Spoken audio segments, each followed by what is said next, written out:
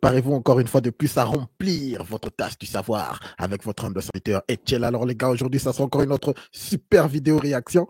Comme vous le savez, nous sommes toujours sur la série des femmes qui ont plus de 30 ans, qui sont célibataires. Nous savons pourquoi, elles savent pourquoi, tout le monde sait pourquoi, mais elles continuent toujours à jouer au petit jeu. Alors sans plus tarder, nous allons passer à la réaction, mais avant tout, les espaces masculins sont sous attaque. Voilà pourquoi nous avons créé ce milieu qui est votre milieu afin de montrer au monde que nous n'avons aucun souci à dire nos opinions ouvertement.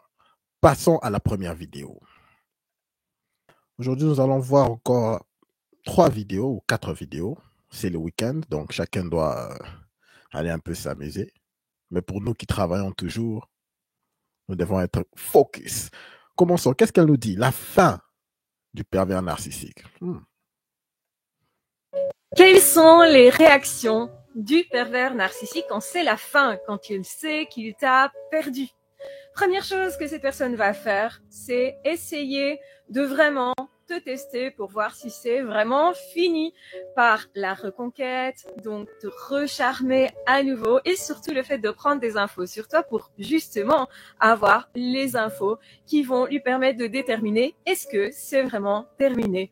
Dans le sens, est-ce que je ne peux vraiment plus utiliser cette personne, hein? Donc ce n'est pas du tout de l'amour. Deuxième chose que cette personne va faire, c'est t'envoyer des singes volants. Utiliser autrement dit des personnes que tu connais, ça peut malheureusement être tes enfants pour justement t'atteindre. Donc toute façon de t'atteindre, pour te blesser, pour t'humilier, va être effectivement une revanche que le pervers narcissique veut absolument prendre. C'est quelqu'un qui ne peut pas perdre son pouvoir, ça lui est insupportable.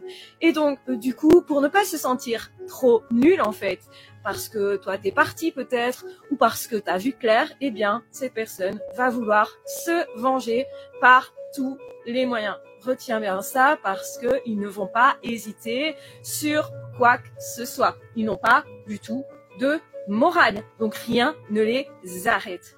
La troisième chose, la troisième réaction, c'est aller à la conquête de d'autres personnes. Alors il est probable que ça soit déjà quelque chose qu'ils aient mis en place bien avant la rupture parce qu'ils vont toujours s'organiser pour ne jamais être seuls. Ils ont peur de la solitude, mais surtout de ne pas pouvoir justement utiliser quelqu'un. Pourquoi? Parce qu'ils ne savent pas faire tout seuls. Ils sont à ce point, en réalité, vides et incapables qu'ils ont toujours besoin des autres. Entend bien par là, pas besoin d'une personne en particulier, comme c'est le cas quand on est amoureux, mais besoin de quelqu'un pour s'y rattacher tellement ils sont incapables, vides, creux, et parce qu'ils ne sont personne à l'intérieur. Donc voilà principalement ce que fait un pervers narcissique à la fin d'une relation. Et s'ils voient à l'avance qu'ils vont perdre tout, en tout cas la relation, toi, les avantages que tu procures, eh bien, ils pourraient même rompre en premier pour justement te dégrader, t'humilier, te faire croire que eh ben, c'était déjà prévu d'avance, que tu ne comptais pas, pour ne pas te laisser l'occasion d'être plus puissant qu'eux, parce que c'est leur vision éventuellement de la rupture. Quelles sont les réactions? Alors avant que nous puissions passer aux commentaires, vous savez pourquoi j'étais en train de sourire? Parce qu'en tout cas, tous ces points, on dirait qu'elle était en train de décrire la femme moderne. Mais allons-y aux commentaires. Nous allons en parler à la fin. Menaces de mort, harcèlement, surveillance. J'en ai chié à la justice et la justice ne bougeait pas. Oui, ils peuvent être tellement dans l'obsession qu'ils sont souvent à l'origine de beaucoup de violences et du harcèlement. Les pervers narcissistes. Cette phrase, vraiment. Je me demande bien s'il y a une femme qui n'a pas encore utilisé ce mot, pervers narcissiste, à propos de leurs ex. Continuons. Waouh, chapeau. À 48 ans, j'apprends encore. Je ne savais pas que j'étais avec une pervers narcissiste. Mon cher, la majorité des femmes, c'est juste le système moderne qui leur rend pervers narcissistes. Parce que lorsque quelqu'un se croit supérieur à la majorité des gens, ou supérieur au sexe opposé, C'est alors que tu vas commencer à voir si traits du pervers narcissiste commencer vraiment à se démontrer, à se montrer. Après 4 ans, il continue toujours, continuellement ses attaques, même si je ne lui donne rien, ses plaintes à volonté et essaie de me prendre mon enfant. Eh non. C'est qu'il sait qu'il peut vous atteindre de cette façon. Il existe plusieurs stratégies de manipulation possibles à tenter dans ce cas de figure. Avoir vraiment un enfant avec un pervers narcissiste, euh, c'est la plus pire des choses, la plus pire des choses. Moi, il y a même aller à dire un mensonge sur la santé d'une personne qui n'était vraiment pas ça. Imagine tous les mensonges qu'il m'a dit, s'il même l'a déçu. Yeah. Oui, effectivement, les pervers narcissiques régulièrement. Écoutez, ce qui était juste funny avec cette vidéo, c'est juste que j'ai remarqué que tous les points qu'elle disait, vraiment, je n'ai pas de bias, mais ça décrit vraiment la femme moderne. Ça décrit la femme moderne. Et la majorité d'entre nous n'ont pas allé à l'encontre de ce que je dis. Lorsque nous disons que les femmes modernes, la majorité sont des narcissistes. Il ne faut pas s'en étonner. Écoutez, lorsque tu te réveilles le matin et que déjà tu vois ton téléphone, il y a plein de green, il y a plein de notifications et tout ceci. Ça te donne l'illusion d'être quelqu'un de très important. Je vous dis, c'est ce que une femme moyenne, une femme qui n'est même pas très attirante dans les temps modernes, vit. Elle peut juste poster une photo normale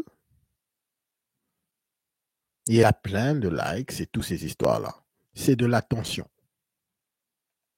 Et cette attention-là lui donne l'illusion d'être supérieure, d'être plus que ce qu'elle est vraiment, de croire qu'elle est plus que ce qu'elle est en réalité. Voilà pourquoi généralement les femmes ont cette idée d'avoir le abundance mindset, même si c'est de l'illusion. La majorité des hommes et des avances qu'elles ont ne sont que pour s'amuser à elles et tout ceci.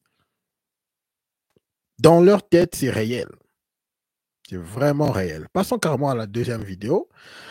Celle-ci nous parle de, je crois, des 5 règles, 5 types de femmes à éviter. Voici 5 types de femmes à éviter en dating. Nous avons la fiante. En fait, elle disparaît et revient si rien n'était. Elle te donne jamais vraiment d'explication claire. Elle te laisse toujours dans l'incertitude. Si elle te gosse une fois, c'est clair qu'elle va le refaire. Ensuite, nous avons la drama queen. En fait, c'est que chaque petit problème devient une catastrophe. C'est une femme qui aime beaucoup l'attention et créer des conflits. Si ta relation ressemble à une télé-réalité, je te dirais de t'enfuir. Troisièmement, nous avons la matérialiste. En fait, c'est qu'elle ne s'intéresse pas à toi, mais à ce que tu peux lui offrir. Donc, dès le début de votre relation, elle te parle de cadeaux, de voyages, et elle s'attend à ce que tu paies tout. Donc, dans le fond, son amour a un prix. Par la suite, nous avons la contrôleuse. C'est une femme qui veut tout décider. Qui tu vois, où tu vas, la façon que tu vas t'habiller. En fait, elle teste constamment tes limites et t'étouffe carrément. Et puis, finalement, nous avons la stratégique. En fait, c'est une femme qui te fait croire qu'il y a un potentiel entre vous deux, mais dès que tu t'investis, elle va se distancer de toi. Dans le fond, c'est pas l'engagement qu'elle veut, c'est l'attention. Donc, malheureusement, tu es simplement une option pour elle. Voici 5 types de femmes à éviter en dating. En tout cas, cette vidéo, il faut que je puisse commencer au début et aller point à point. Encore en écoutant cette vidéo, je me dis, mais est-ce que ce n'est pas toutes les femmes qui sont comme ça? Commençons, allons-y point à point. Okay, nous allons essayer de voir, peut-être que ce n'est que moi. Allons-y. La fuyante. Nous avons la fiante. En fait, elle disparaît et revient comme si rien n'était. Elle te donne jamais vraiment d'explication claire. Elle te laisse toujours dans l'incertitude. Si elle te gosse une fois, c'est clair qu'elle va le refaire. Ensuite, Parlons de la fuyante. Est-ce pas la majorité des femmes modernes? Lorsque tu essaies de lui donner de l'attention, qu'est-ce qu'elle fait? Elle essaye de prendre du recul.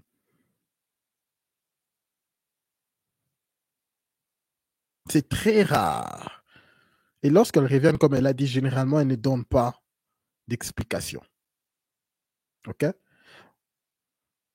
Tous les 5 points, je vais juste essayer de vous démontrer que tous les 5 points qu'elle a dit ici, apparemment, c'est toutes les femmes qui sont comme ça. Les femmes. dans l'incertitude. Comme conseil, là, ce que je veux vous dire, les gars, si quelqu'un disparaît, une femme disparaît, OK? Et elle revient, là, elle essaye de faire comme si rien n'était, il faut directement la caser dans la bonne catégorie. Écoutez, il faut caser les femmes dans 2 catégories. Moi, je ne case les femmes que dans 2 catégories. Et c'est ce qu'il faut vraiment faire.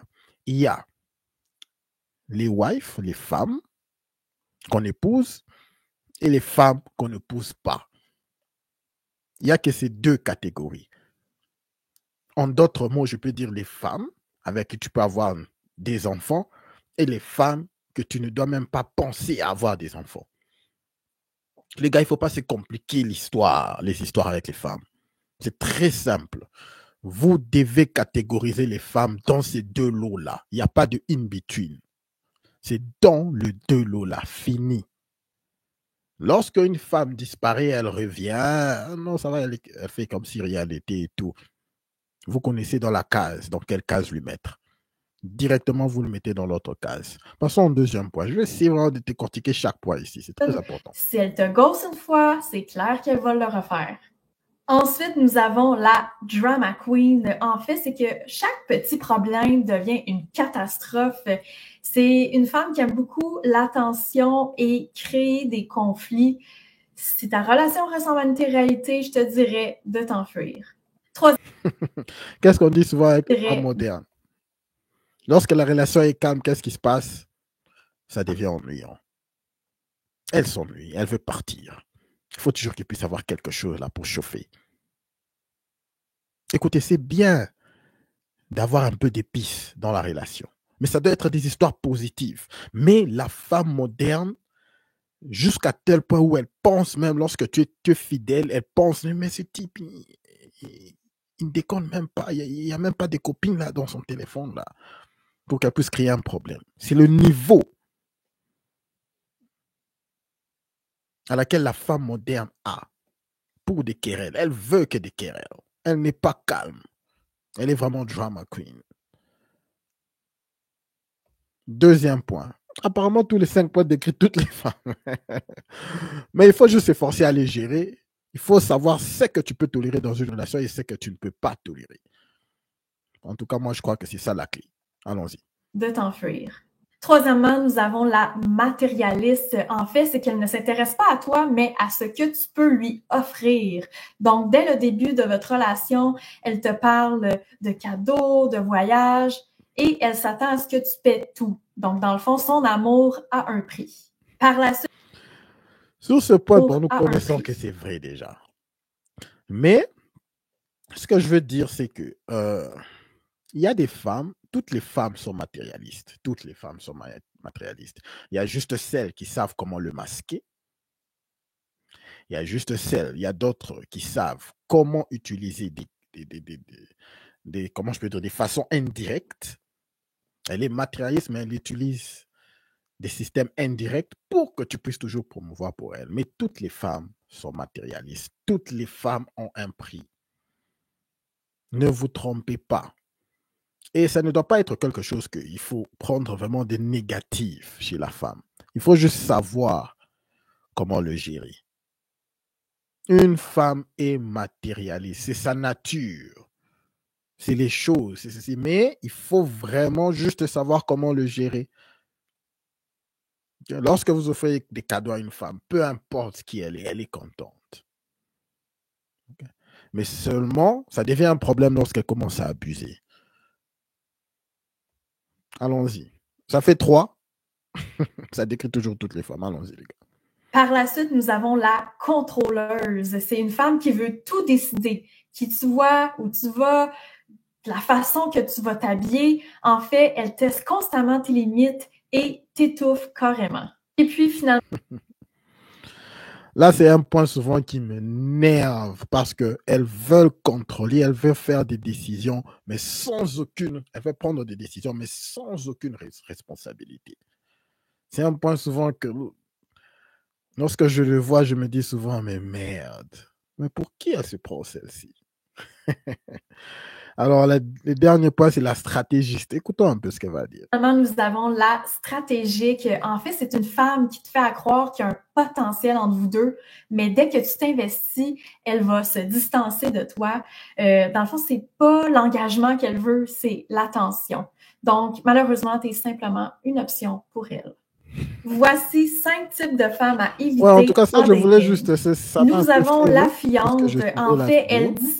Ça m'a un peu fait rire lorsque je suivais la vidéo parce qu'apparemment, ça décrit presque toutes les femmes. Alors, je voulais un peu voir un à un. Je croyais que peut-être que ce n'était que moi, mais je vois que c'est vraiment, vraiment, vraiment ça. Lisons les commentaires. 5 ou 10 commentaires et puis nous passons à la prochaine vidéo. Et si elles sont les 5 à la fois, on fait quoi? C'était mon commentaire. Merci Chanel. J'ai plus d'espoir. Ok. Il existe d'autres types. Ouf, essaie d'en trouver qui ont rien de ça. C'est ce que je disais, quoi. Celle qui a ces 5 points, on l'appelle comment? Michetonneuse? On l'appelle juste pas. Et toi, Chanel, corresponds-tu à une de ces catégories? J'adore le style. Ça te va très bien.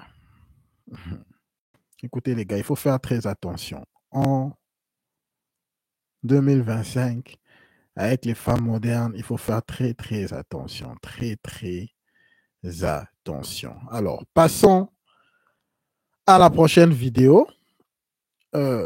Cette vidéo, je crois que c'est la vidéo principale, la vidéo que j'avais vue, où une femme est complètement dans le déni total, d'avoir frappé les murs à full speed. Bien, comment est-ce qu'elle va défendre son argument? Ça fait rire, mais écoutons. Non, la femme de plus de 30 ans n'est pas périmée. Pour ceux qui ont loupé l'information, la plus belle femme de France a 34 ans. On est d'accord qu'elles étaient toutes belles, mais pour être élue, il en faut un petit peu plus. Et je suis désolée, mais au niveau charisme, elle était là. Quand elle s'exprimait, encore ici, on a juste vu pendant l'élection qu'une fille de 20 ans ne peut pas rivaliser avec une femme de 30 ans. Fâchez-vous comme vous voulez, je m'en fous. Faut qu'on se le dise, quand on arrive à nos 30 ans et qu'on vieillit encore, on arrive à nos primes dans notre vie. Non, parce que du coup, on a vécu. On a surmonté des choses que les filles de 20 ans n'ont pas encore vécues. On prend du recul sur beaucoup plus de situations. Et à 30 ans, on sait ce qu'on veut. Et encore plus, ce qu'on veut pas. Tout ça pour dire que les femmes de 30 ans et plus, ah, mais t'as pas d'enfant, t'es pas... On est les meilleurs. C'est tout. Peu importe la couleur, l'origine, la position dans la société, plus tu vieillis, plus tu deviens mature, en fait. Et je suis désolée, mais il y a quelque chose que les femmes de 30 ans ont en plus qu'une jeune femme de 20 ans, par exemple. C'est un truc qui s'appelle le charisme. Les petites jeunettes, vous inquiétez pas, vous allez vieillir tout comme nous. Je vous fais des bisous et puis à bientôt dans quelques années quand vous aurez un charisme incroyable comme les femmes de 30 ans. Voilà. Le déni. Passons directement aux commentaires. Pas trop de trucs à dire là. T'as 30 ans. Toi, elle dit, elle a quel âge? 37 ans. La vérité, je valide grave. On est les plus belles. Lol. Pas de commentaires. Tu as tout dit, bravo. Je valide notre Miss, 34 ans, chapeau. Pas pour elle. Bravo. Je suis d'accord avec toi. Merci, merci, ils vont comprendre. Allez, allez, le déni, le déni. Ça c'est dit, bravo. Le charisme était à la hauteur. La beauté simple ne suffit pas. Les gars dans les chats là, est-ce que vous avez besoin du charisme de la femme? C'est dans votre top. C'est dans votre top dans la liste de ce que vous cherchez chez une femme, le charisme. Tout à fait. Merci. Bien dit, ma chérie. Ah, elles sont contentes, des fleurs. Le déni.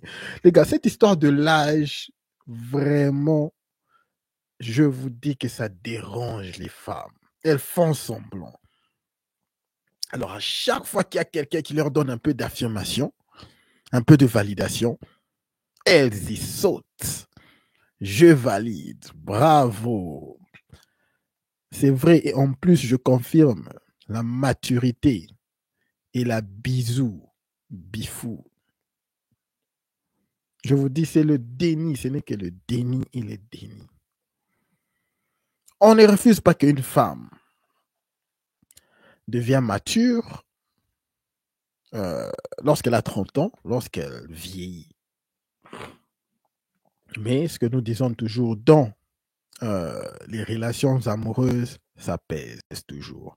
Elles ne peuvent pas vraiment se comparer aux femmes plus jeunes parce que les femmes plus jeunes, dans le cas des relations amoureuses, pour ceux qui veulent avoir des enfants, elles peuvent bien beau parler, bien beau dire qu'elles sont vieilles, elles ont le charisme, ceci, elles ont cela. Elles ne peuvent pas comparer aux femmes beaucoup plus jeunes. Elles ne peuvent pas. Tout ce qu'elles font, ce n'est que le déni. En plus, nous écoutons souvent les femmes nous dire ce qu'elles veulent. Elles veulent un homme bien assis, elles veulent un homme vraiment à un bon point financièrement et tout ceci. Qui veulent toutes ces histoires chez les hommes? Ce sont les femmes qui donnent leurs critères. Et dans les temps modernes, c'est devenu tellement dur, la compétition est devenue tellement dure parce que toutes les femmes veulent toujours le top des hommes, okay? Le top 1%, top 5% des hommes. La compétition est devenue dure. Maintenant, nous avons des simples. Maintenant, nous avons des gens qui n'ont même pas l'opportunité d'avoir des rapports. Mais les hommes, nous acceptons cette position. Nous continuons à nous battre et à être meilleurs. Personne ne vient là et dire non, non, vous devez aimer les hommes qui n'ont pas d'argent. Vous devez aimer les hommes qui sont immatures. Aucun homme ne vient là et commence à dire tous ces bazars, à forcer. Lorsque le marché indique qu'un homme, tu dois te battre pour avoir quelque chose afin que tu puisses être considéré, on se met au boulot.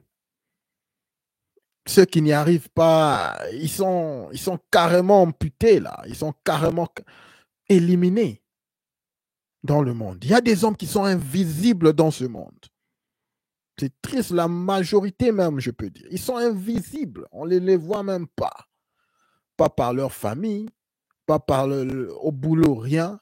Lorsqu'ils marchent dans la rue, rien. Ils sont là. On s'en fout. Il n'y a pas beaucoup d'aide des organisations gouvernementales pour aider les hommes. La majorité, ce sont des organisations pour aider les femmes. Ils sont carrément invisibles. Mais qu'est-ce qu'on fait? On continue à se battre. Les hommes continuent à se battre. Mais lorsque c'est le tour des femmes, elles commencent à dire, à refuser. Non, non. On vous dit que vous êtes vieille à 30 ans. C'est vrai que vous pouvez avoir toutes ces histoires-là, le bazar, le charisme, ceci. On vous dit le marché, c'est les hommes qui achètent. Ils vous disent que vous n'êtes pas au top de leur liste. Mais elles viennent toujours avec des raisons pour essayer de contrecarrer ça.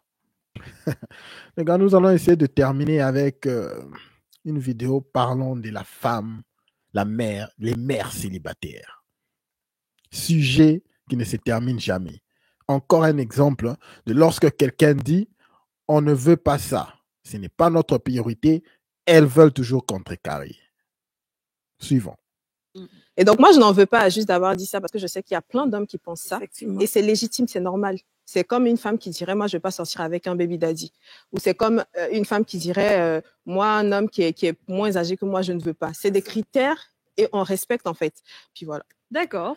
Je pense qu'aujourd'hui, ce n'est pas le fait d'avoir des enfants qui peut empêcher une relation de séparer. Donc, pour moi, bloquer une situation, ou bloquer une femme dans un certain canevas en disant que cette femme-là, elle ne devrait pas aller vers un homme qui est célibataire et qui n'a pas d'enfant, je trouve que c'est pas très gentil. Après, je pense que tu pourras expliquer ou développer. Peut-être que je l'ai mal compris. On est là pour ça, c'est la démocratie, mais tu es visé. Franchement, je l'ai pris au premier degré parce que j'ai 2 enfants. Je me mets aussi à la place de ces jeunes mamans, enfin de ces mères, qui ont envie de refaire leur vie et qui ont envie de ne pas se fermer en fait à rencontrer que ce soit un homme qui a eu des enfants ou un homme qui n'a pas eu d'enfants. Je n'étais pas en train de dire ça pour amputer certaines femmes d'opportunités de mariage. Ce que je disais, c'est que une femme qui a déjà des enfants n'a pas la même façon de voir la vie. La mère sera la première qui va s'opposer. C'est parce que ça sort de ma bouche que les gens ne sont pas contents.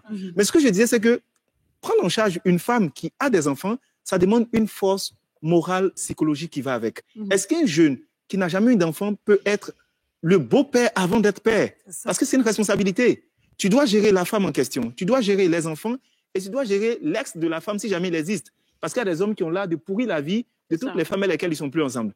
Est-ce que le jeune homme a les épaules solides pour supporter tout ça? C'est ce que j'étais en train de dire. Et mes mots ont été sortis du contexte. Et là, on m'a prêté les intentions d'être celui. J'ai vu des gens m'écrire, me dire, donc regarde-moi avec mes enfants. Ça veut dire je n'ai pas droit à l'amour. Il dit, mais tu as des enfants. Ouais. Si tu veux avoir la paix et la quiétude dans ton futur foyer, cherche au moins quelqu'un qui a un enfant. Parce qu'un jeune et toi, vous n'avez pas les mêmes objectifs de vie. Quand lui dira que je veux vivre ma jeunesse, je veux qu'on voyage, qu'on sorte, l'enfant, en griffe, va devenir presque quelque chose d'handicapant parce qu'il ne comprend pas. Lui veut vivre, lui Après, veut... ça dépend de quelle qualité d'homme, en termes d'âge. Parce que tu peux dire une dame qui a déjà des enfants qui sort avec un jeune, c'est différent d'une dame qui sort avec un homme qui est âgé, peut-être même un peu plus âgé qu'elle, mais qui n'a pas d'enfant et qui voudrait peut-être prendre cette responsabilité-là. Ou même, il y a aussi ce côté-là où la femme, elle est responsable aussi, elle est consciente du fait de savoir que si elle s'engage dans une relation avec un homme qui n'a pas d'enfants, c'est sa responsabilité de s'occuper elle-même de ses enfants, pas d'imputer cette responsabilité-là à l'homme avec qui elle va s'engager. En même temps, les critères de la femme. Il ne faut pas non plus trop rentrer dans l'histoire de oui, la maman va se bloquer. Les femmes qui ont déjà des enfants, comme je disais, les critères de base sont biaisés.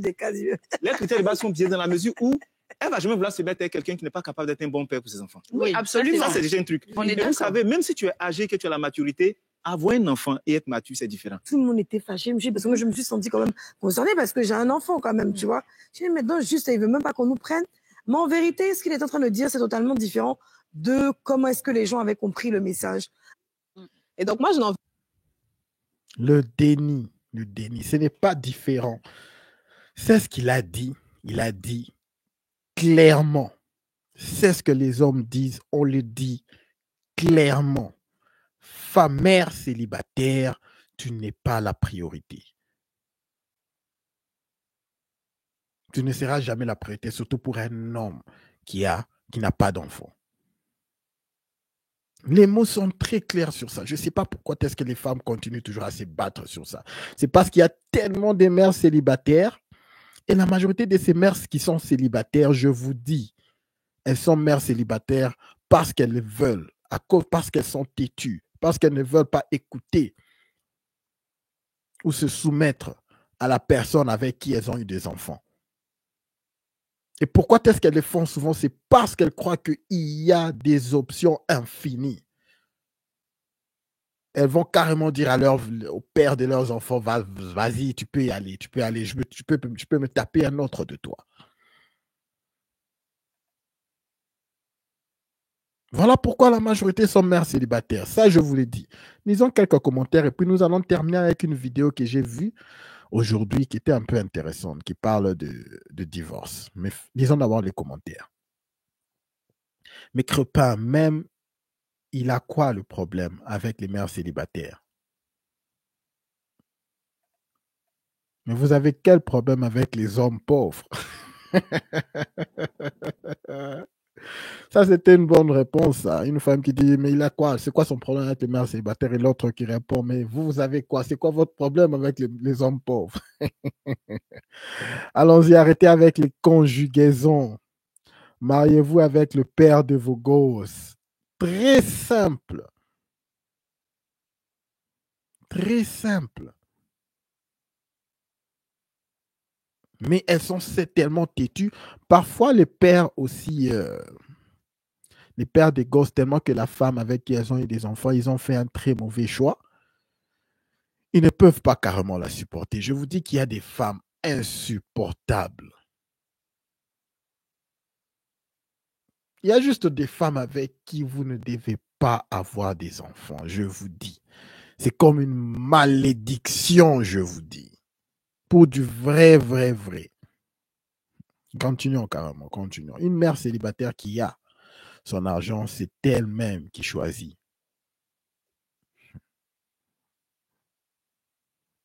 On vous mougou et continue notre route.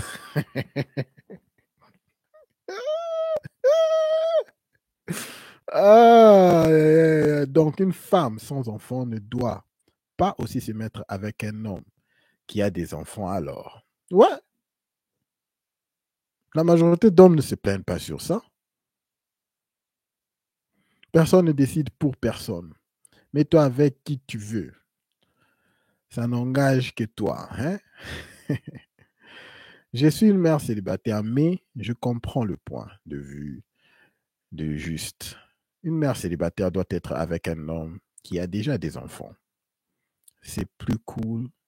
Sans enfants, il ne sera pas à l'aise. Ça fait sens. Ça fait sens. Écoutez, cette histoire de mère célibataire est très claire. On continue toujours à pointer, mais elles ne veulent pas. Il y en a toujours qui veulent se battre et pousser les hommes à les accepter. On ne dit pas que vous êtes des vauriens. On dit juste que vous n'êtes pas le premier choix. Très simple. Très, très simple. Il n'y a pas grand-chose à penser là. Passons carrément à la dernière vidéo. Cette dernière vidéo est un peu... c'est un peu intéressant. Je vous interpeller à suivre cette vidéo et voir pourquoi est-ce que la majorité des hommes ne veulent plus se marier. Allons-y les gars.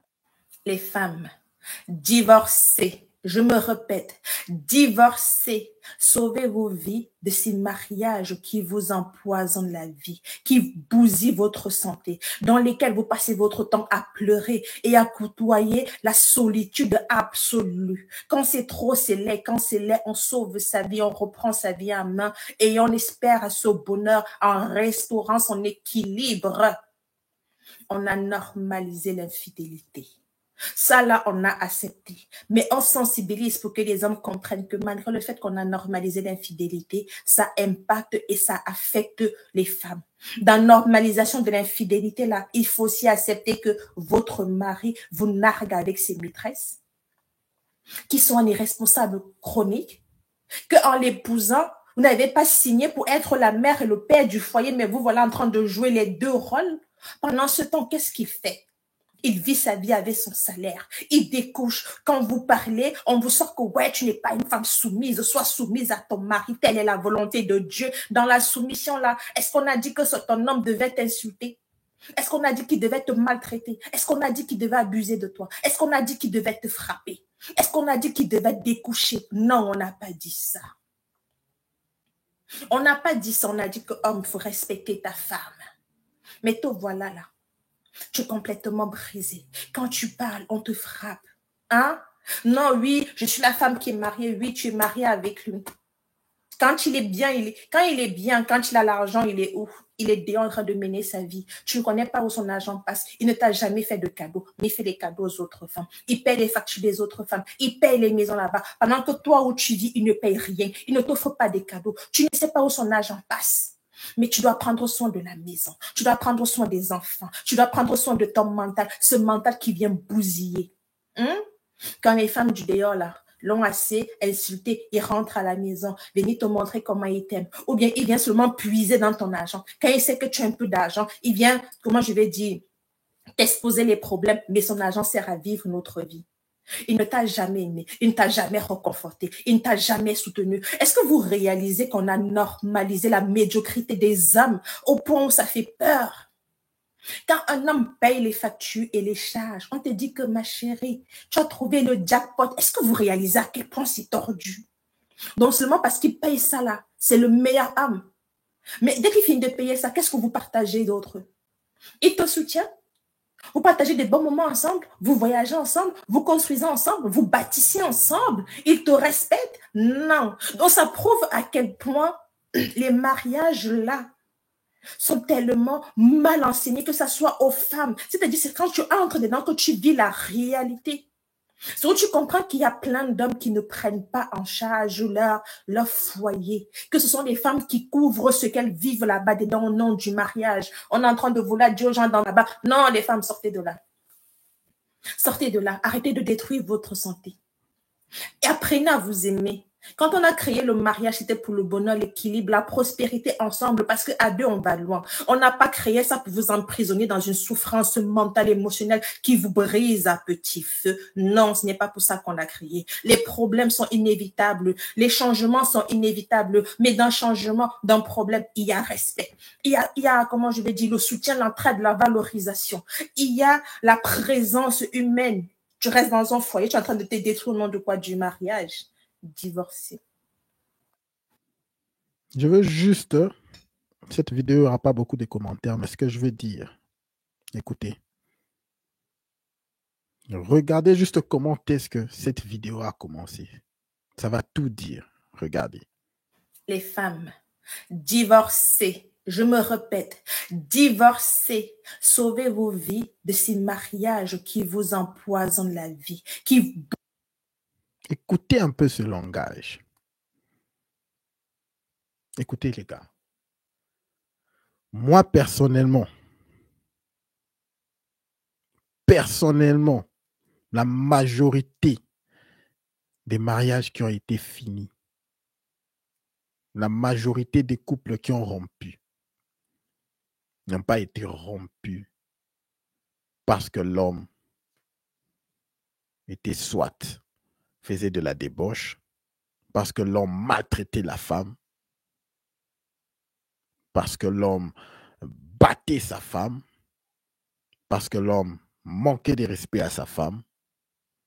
Je vous dis, personnellement, Dieu me voit, la majorité de ces relations qui ont été... Ce n'est pas ça la raison numéro 1. Ce que vous voyez ici, c'est juste de la campagne. C'est juste de la propagande qui se fait. C'est de la bouche à l'oreille. De la bouche à l'oreille. Je vous dis que la majorité de femmes n'ont même jamais vu cette souffrance dont elles parlent. Dans la vraie vie. La majorité des femmes n'ont fait que écouter. Autant écouter ça. La majorité des femmes n'ont vu que dans des films. Ces genres d'histoires, elles ne l'ont vu que dans des films. Dans des séries télévisées. Je vous dis clairement, les femmes sont en train de marcher avec tout ce trauma ici parce qu'elles ont écouté. Tel dire ça, tel dire ça.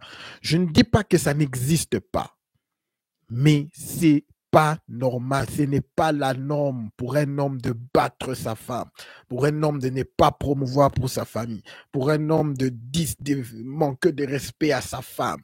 Ce n'est pas normal. C'est quelque chose de rare. Mais c'est quelque chose dont les femmes en parlent le plus. Pourquoi? Parce qu'elles ont écouté.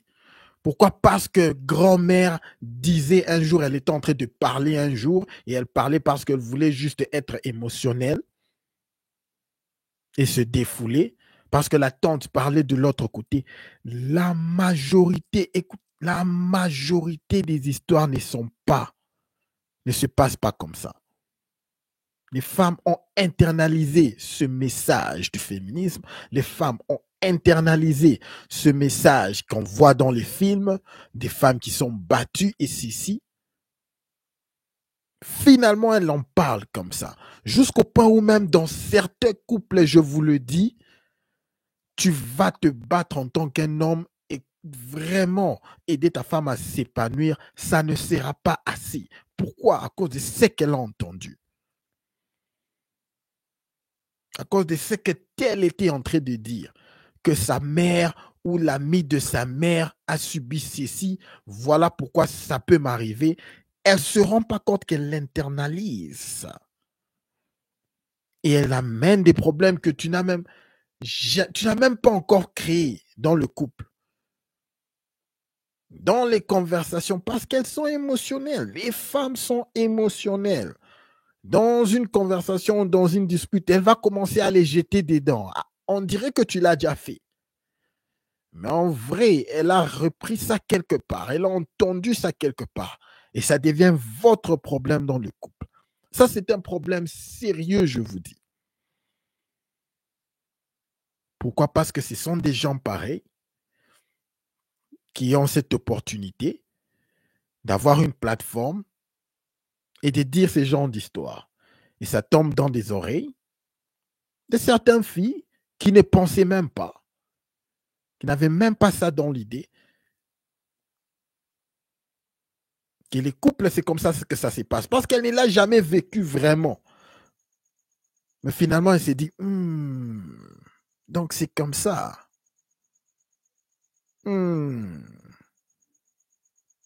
C'est triste, c'est triste. Je vous dis, c'est triste ce qui se passe avec les relations modernes. Alors, je crois que c'est le week-end. Je vais vous laisser aller un peu s'amuser, se reposer. Merci à tout le monde qui est en train de suivre. S'il vous plaît, n'oubliez pas de laisser un like avant de partir et de vous abonner pour ceux qui ne sont pas encore abonnés, afin que nous puissions, vous savez, pousser ce contenu à un plus grand nombre d'hommes dans le besoin qui ont vraiment, il y a vraiment beaucoup d'hommes qui ont besoin de ce genre de contenu. Okay?